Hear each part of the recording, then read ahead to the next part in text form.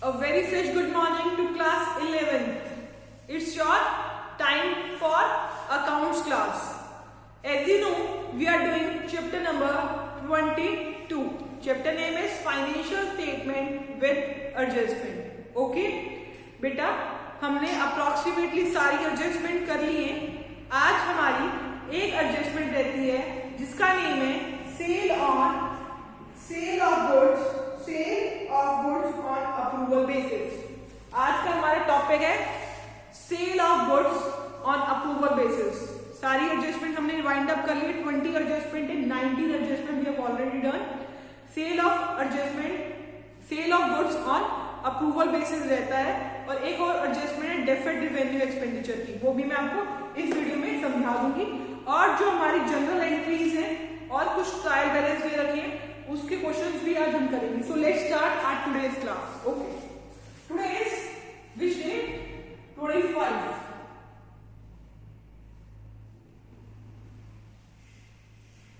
Which day? Monday. Chapter number 22. Chapter name is financial statement with adjustment. Financial statement with adjustment.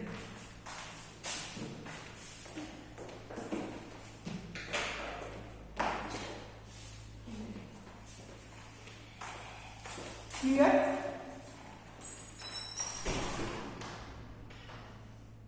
In our previous lecture, I have told you about some of the entry, जिसके मैं name आपको बता देती हूँ.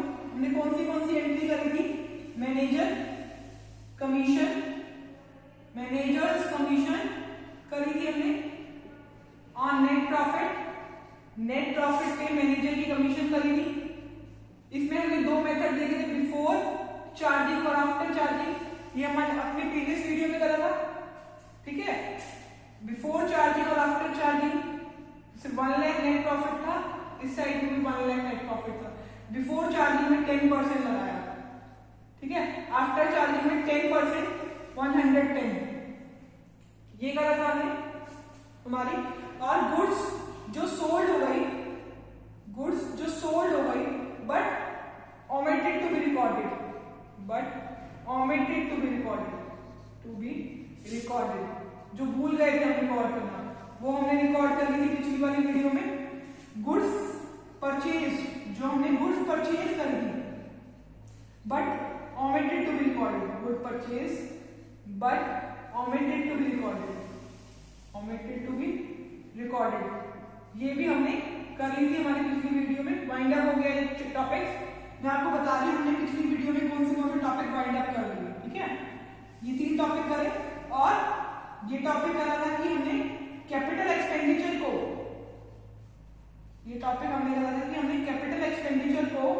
Revenue expenditure मान दिया था.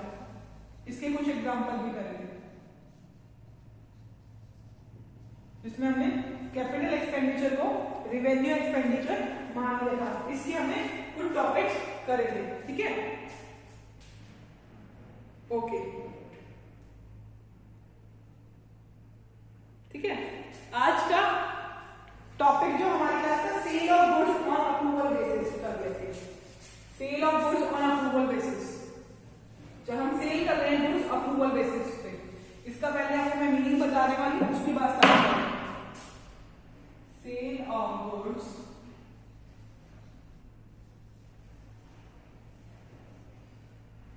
On approval basis.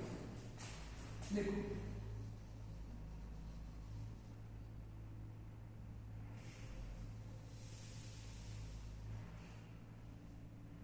Cell of goods on approval basis का मतलब होता है, देखो मैंने आपको ये सामान बेचा और मैंने ये कहा कि आप ये सामान ले जाओ अभी. अगर आपको अच्छा लगे तो आप रख लेना, नहीं तो आप मुझे वापस दे जाना. ठीक है, जिस टाइम मैंने आपको सामान बेचा उस टाइम तो मैंने ये मान लिया कि मेरी सेल होगी. मेरी सेल, मैंने आपको सामान दे दिया तो मेरी सेल हो गई, ये मान लिया। अब आपने मुझे अभी तक बताया नहीं, कंसेंट लेटर, कंसेंट नहीं बताई कि आप वापस दोगे या रखोगे, अभी तक आपने मुझे ये बात नहीं बताई। बट मेरा क्या आ गया, अकाउंटिंग पीरियड एंड होने वाला है, मेरा अकाउंटिंग पीरियड एंड होने वाला है। अब मेरा अकाउंटिंग पीरियड अगर एंड होने वाला है तो अभी तक आपने ये नहीं बताया कि मैंने वो गुड्स रखनी है या नहीं रखनी। जिस टाइम मैंने आपको दिया उस टाइम तो मैंने उसको सेल मान लिया, बट आपने अभी तक मुझे ये नहीं बताया कि आपको वो गुड्स रखनी है या नहीं रखनी। ठीक है, तो मेरा अकाउंटिंग पीरियड खत्म होने वाला है तो मैं उस गुड्स को क्या करूंगी, ये मानूंगी कि वो मेरी सेल नहीं हुई। क्या मानूंगी, सेल नहीं हुई। ठीक है, अभी तक आप ये देखते आए हो कि हर एंट्री 2 प्लेसेस पे होगी, ये एंट्री 4 प्लेसेस पे होगी। यहां तक समझ आया? अब देखो, पहली, दूसरी, तीसरी, 4 जगह पे इसकी एंट्री हुई। जब आपने, याद रखो, जब आपने सेल करा, एक बार एंट्री देखो, जब आपने सेल करा तो आपने क्या एंट्री करी होगी, debtor account debit to sale account, ये एंट्री करी होगी, debtor account debit to sale account entry करी होगी। क्लियर, यही एंट्री करी होगी ना, debtor account debit to sale account, जब आपने सेल करी होगी। बट अब आपको पता है कि आपका अकाउंटिंग ईयर एंड होने वाला है और अब आपको उसने ये बताया नहीं है कि वो रख रहा है या नहीं रख रहा, तो हम इसको सेल नहीं मानेंगे। उस टाइम तो हमने इसको सेल मान ली, ऐसे एंट्री कर दी, बट अब हम इसको अकाउंटिंग ईयर का एंड होगा तो हम उसको सेल नहीं मानेंगे। ठीक है, तो अब क्या करोगे, ये एंट्री पहले करी थी, अब एंट्री उल्टी हो जाएगी। अब सेल नहीं मानी तो सेल में से माइनस करना पड़ेगा और डेटर में से भी माइनस करना पड़ेगा। जब माइनस करा मतलब इन दोनों को उल्टा कर दिया, ये एंट्री अब होगी, पहले ये एंट्री करी थी, अब ये एंट्री करो, अब ये एंट्री करो। इसका एंट्री का मतलब आपने सेल्स में से माइनस करा। सेल कहां आती है, ट्रेडिंग अकाउंट में आती है, क्रेडिट साइड पर।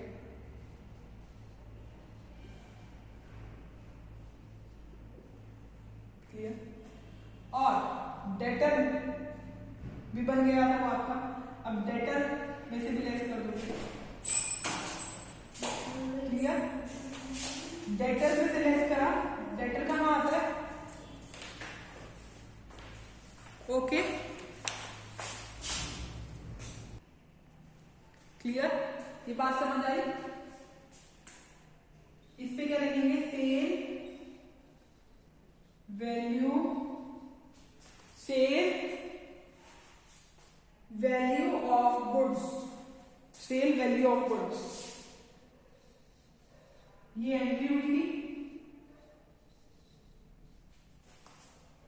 देखो यहां तक हमने एंट्री कैसे करी, जब मैंने किसी को गुड्स बेची, सेल और अप्रूवल बेसिस का मतलब ये था कि अगर आपको गुड्स अच्छी लगेगी तो आप रख लेना, अगर अच्छी नहीं लगेगी तो वापस दे देना। जब मैंने उसको गुड्स दी तो मैंने ये एंट्री कर दी, debtor account debit to sales account, ये एंट्री मैंने पहले दिन कर दी जब मैंने उसको गुड दे दी। ठीक है, अब मेरा अकाउंटिंग पीरियड आ गया, मेरा कौन सा पीरियड आ गया, अकाउंटिंग पीरियड। बट उसने मुझे ये बताया नहीं कि उसने गुड खरीदी है नहीं खरीदी, हो सकता है मुझे वो वापस दे दे, तो मैं क्या मानूंगी कि मेरी गुड्स नहीं बिकी, मैं क्या मानूंगी, मेरी गुड्स नहीं बिकी। ठीक है, जब मेरी गुड्स नहीं बिकी तो मैंने सेल्स मान ली थी, उसको सेल में से हटाना पड़ेगा, और डेटर मान लिया था, डेटर में से हटाना पड़ेगा, डेटर में से हटाया मैंने, सेल में से हटाया। अगर मैंने इन दोनों में से हटाया, 2 एंट्री हो गई। ठीक है, थर्ड एंट्री देखो, जब अब क्या होगा, आपने सेल नहीं मानी, मतलब आपके पास स्टॉक में वो सामान पड़ा है, closing stock refers to unsold goods remain at the end of current year, current year के एंड में वो सामान आपका बिका नहीं है, तो वो बिका नहीं है, इस वजह से उसमें ऐड कर देंगे।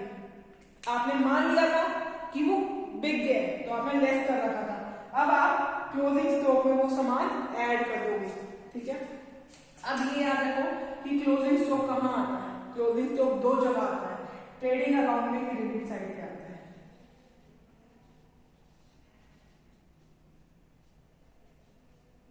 ठीक है। क्या था क्लियर हो। डेटर्स कहाँ आते हैं, एसेट साइड में, बैलेंस शीट में एसेट साइड पे आता है। अब देखो क्लोजिंग स्टॉक दो जगह आता है, ट्रेडिंग अकाउंट में क्रेडिट साइड पे आता है, दूसरी एंट्री इसकी होगी क्लोजिंग स्टॉक की,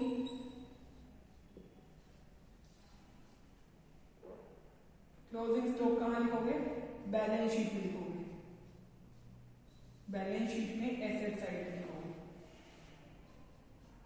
इसकी एंट्री बताओ क्या लिखोगे, एंट्री करो इसकी, जैसे इसकी एंट्री करिए इसकी भी तो एंट्री करोगे, कहां आएगी इसकी एंट्री, लिखो इसकी एंट्री आएगी closing stock account to trading account, cost price of goods, इसकी एंट्री देखो ये वाली,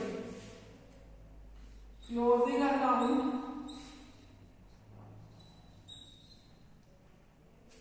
closing stock account debit, closing stock account debit to trading account, इसकी एंट्री, ट्रेडिंग अकाउंट की कौन सी साइड पे आना है, क्रेडिट साइड पे आना है, ट्रेडिंग अकाउंट के क्रेडिट साइड पे, ट्रेडिंग अकाउंट के क्रेडिट साइड पे कौन सी एंट्री आएगी, क्लोजिंग स्टॉक अकाउंट डेबिट। इसको किस पे करेंगे, कॉस्ट प्राइस पे, इसको तो आपने सेल्स वैल्यू पे डाली, इसको सेल करी, इस पे क्लोजिंग स्टॉक में कौन सी वैल्यू डालोगे, सेल्स की वैल्यू डालोगे, नहीं कॉस्ट प्राइस पे डालोगे, क्या डालोगे, cost price of goods, cost price of goods, cost price of goods.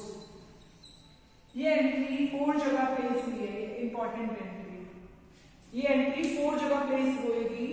First place होगी सेल्स अकाउंट में, सेल में से लेस कर देंगे, डेटर अकाउंट में से लेस कर देंगे, सेल्स कहाँ आती है, ट्रेडिंग अकाउंट में क्रेडिट साइड पे आती है, डेटर्स एसेट साइड में आता है, क्लोजिंग स्टॉक दो जगह आता है, ट्रेडिंग अकाउंट में क्रेडिट साइड पे, इसकी एंट्री क्या होगी, ये एंट्री होगी क्लोजिंग स्टॉक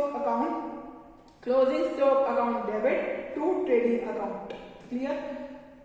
क्लोजिंग स्टॉक कहाँ आता है, बैलेंस शीट में एसेट साइड पे, ये 4 जगह एंट्री प्लेस होगी। अभी तक आप देखते आ रहे हैं हर एंट्री 2 जगह प्लेस होती है, अब ये एंट्री 4 जगह प्लेस होगी, ठीक है, क्लियर हो गया। एक बार देख लीजिए, अगर कोई भी डाउट हो इस एंट्री से रिलेटेड जरूर है आप करो, ओके डन बच्चा। अब इसके बाद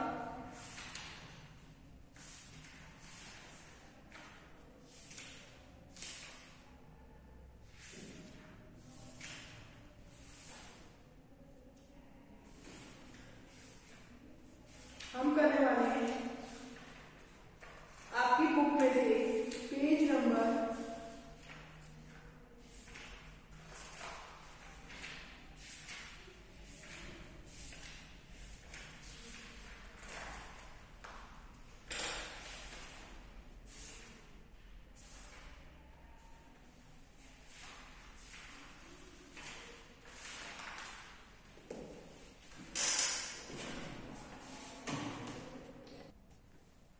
ये पॉइंट क्लियर हो गया होगा।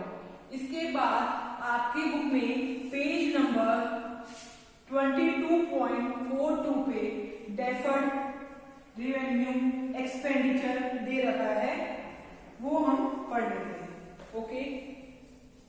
डेफर्ड रिवेन्यू एक्सपेंडिचर 17 पॉइंट है जो है डेफर्ड, विजिबल है आपको बच्चा, ये डेफर्ड रिवेन्यू एक्सपेंडिचर। अब आपको डेफर्ड रिवेन्यू एक्सपेंडिचर का मीनिंग पता होना चाहिए। पेज नंबर 22.42 पे, ओके, एक बार चेक कर लेना अपनी बुक से। अब आपको डेफर्ड रिवेन्यू एक्सपेंडिचर का मीनिंग पता होना चाहिए। देखो डेफर्ड रिवेन्यू एक्सपेंडिचर नेम से पता चल रहा है ये क्या expenditure. Deferred revenue expenditure is expenditure, ये वो एक्सपेंडिचर है जो रिवेन्यू नेचर का है। Deferred revenue expenditure is expenditure, ये वो एक्सपेंडिचर है जो रिवेन्यू नेचर का है और इसका बेनिफिट जो है वो काफी सालों तक चलता है, ठीक है, over a number of year. Deferred revenue expenditure is expenditure which are of revenue in nature। क्या लिखेंगे? Deferred revenue expenditure are the expenditure which are revenue in nature, which are revenue in nature, revenue in nature, but benefit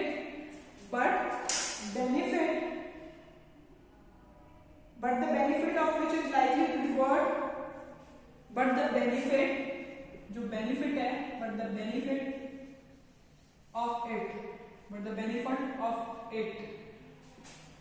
it is derived over a number of years। ठीक है, इसका मतलब ये है, ये वो एक्सपेंडिचर है जो रिवेन्यू इन नेचर होता है, ये वो एक्सपेंडिचर है रिवेन्यू इन नेचर है और इसका बेनिफिट ये नहीं है कि एक साल में खत्म हो जाएगा, नंबर ऑफ ईयर तक चलेगा, ठीक है, इसका बेनिफिट नंबर ऑफ ईयर तक चलेगा, ठीक है। इसका बेनिफिट कितने ईयर तक रहता है? 3 to 7 ईयर तक रहता है। It benefit last for 3 to 7 years, इसका बेनिफिट 3 to 7 ईयर तक रहता है, ठीक है। और जो एक्सपेंडिचर होता है वो हम जो इसका एक्सपेंडिचर है, जो इसका एक्सपेंडिचर हुआ इस पे, वो हम पूरा होल एक्सपेंडिचर पूरा एक्सपेंडिचर या एक्सपेंडिचर का आना जाता है प्रॉफिट एंड लॉस अकाउंट में डेबिट साइड पे, प्रॉफिट एंड लॉस अकाउंट में डेबिट साइड पे जाता है, अभी तक यही सीखा है। बट जो इसका पूरा एक्सपेंडिचर है वो हम प्रॉफिट एंड लॉस अकाउंट में डेबिट साइड पे नहीं डालते। Whole expenditure is not debited to profit and loss account. यहां तक समझ आया? इसके बाद नेक्स्ट स्टेप देखिए, but spread over the number of years,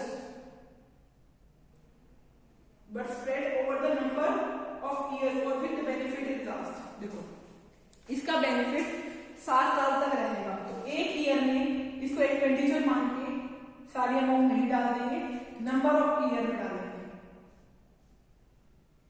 ठीक है, नंबर ऑफ ईयर में डालेंगे। Profit and loss account debit first year का, सेकेंड ईयर का, थर्ड ईयर में भी डालेंगे, फोर्थ ईयर में भी डालेंगे, फिफ्थ में भी डालेंगे, सिक्स्थ में भी डालेंगे, ठीक है। जितने ईयर तक उसका बेनिफिट रहेगा उतने ईयर तक अमाउंट डालेंगे, ठीक है। अब देखिए, only a part of expenditure is taken to profit and loss account every year, ठीक है। जैसे डेफर्ड रिवेन्यू एक्सपेंडिचर का एग्जांपल है एडवर्टीजमेंट, ठीक है। हमने एडवर्टीजमेंट करी, एडवर्टीजमेंट क्या है? एक एक्सपेंडिचर है, बट इसका बेनिफिट काफी ईयर तक रहता है, तो एक्सपेंडिचर करा फॉर्म ने 2 लाख रुपीज का, ठीक है। अब ये नहीं कि 2 लाख इधर डाल दिए, 2 लाख इधर डाल दिए, 2 लाख, इसका कुछ पार्ट इस साल डालेंगे, कुछ पार्ट इस साल डालेंगे, कुछ पार्ट इस साल, कुछ पार्ट फिर पूरा जब तक राइट ऑफ होएगा जब वो खत्म होएगा, ठीक है। अब देखो एक्सपेंडिचर कितना करा हमने एडवर्टीजमेंट पे? 2 लाख का एडवर्टीजमेंट पे एक्सपेंडिचर करा, ठीक है, 2 लाख का एक्सपेंडिचर करा एडवर्टीजमेंट पे, और इसका जो बेनिफिट है 4 इयर्स तक रहेगा, ठीक है। एडवर्टीजमेंट का बेनिफिट जो है 4 ईयर तक रहेगा, तो 2 lakh divide by 4 years means 50,000, मतलब आप 50,000 रुपीज एवरी ईयर डेबिट करोगे, 50,000 रुपीज एवरी ईयर डेबिट करोगे, हर साल 50,000 डेबिट करोगे। कितने साल करोगे? 4 साल, ठीक है।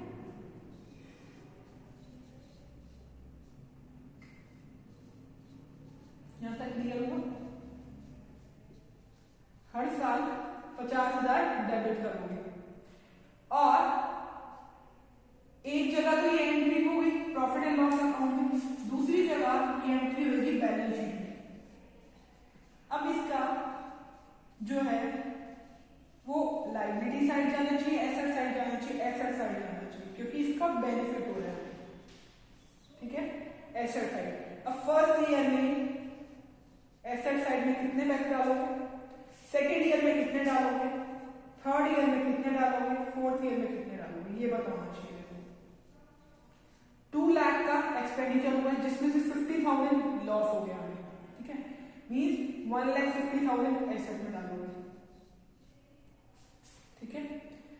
उसके बाद 50,000 से हो गया तो इसका मतलब 1 लाख यहाँ डालोगे, ठीक है। इसका मतलब थर्ड ईयर में 50,000 ऐसे करके एसेट साइड पे लिखोगे हर एक ईयर में। क्लियर हुआ, समझ आ गया ना? ये दो जगह दिखाएंगे इसकी entry, profit and loss account में और बैलेंस शीट में। तो प्रॉफिट एंड लॉस अकाउंट में डेबिट साइड पे दिखाओगे तो इसकी एंट्री होगी, एंट्री क्या होगी इसकी प्रॉफिट एंड लॉस अकाउंट में, एंट्री होगी profit and loss account debit to advertisement, profit and loss account debit to advertisement. इसमें क्या आएगा, advertisement 1/4 of advertisement expenses, 1/4 of advertisement expenses, 1/4 of advertisement expenses charge to profit and loss account. यहां तक clear? ये आज का topic हमारा जो था डेफर्ड रेवेन्यू एक्सपेंडिचर क्लियर हो गया, ठीक है। आज हमने दो पॉइंट करे, एक sale of goods on approval basis जिसमें हमने 4 जगह एंट्री करी, और दूसरा हमने करा डेफर्ड रेवेन्यू एक्सपेंडिचर जो आपके बुक में पेज नंबर 22.42 पे था। ये क्या, ये expenditure which are revenue in nature but the benefit of which will be derived over a number of year तक इसका बेनिफिट रहेगा, ठीक है। जैसे एडवर्टीजमेंट 2 लाख रुपीज के 4 इयर्स के लिए, तो 2 लाख डिवाइड बाय 4 मतलब 50,000 ये एक्सपेंडिचर माना जाएगा। हर एक ईयर में डेबिट साइड पे प्रॉफिट एंड लॉस अकाउंट के 50,000 रुपीज डालेंगे, ठीक है। फर्स्ट ईयर डालेंगे 50, second year 50, third year 50, fourth year 50, ठीक है। और एसेट साइड में ऐसे दिखाएंगे, समझ आ गया? ओके। अब आपका चैप्टर जो है वाइंड अप हो गया एडजस्टमेंट से रिलेटेड, हमने सारी एडजस्टमेंट क्लियर कर ली है। अगर आपको फिर भी कोई भी डाउट हो then you can ask from me. इसके बाद हमने क्वेश्चंस नहीं करे हैं आपके बुक से, हम क्वेश्चंस करेंगे, ठीक है। नेक्स्ट वीडियो में मैं आपको क्वेश्चंस करवाऊंगी इससे रिलेटेड, ओके। अगर फिर भी आपको कोई भी डाउट रह गया हो then you can ask from me, okay बच्चा। Thank you very much.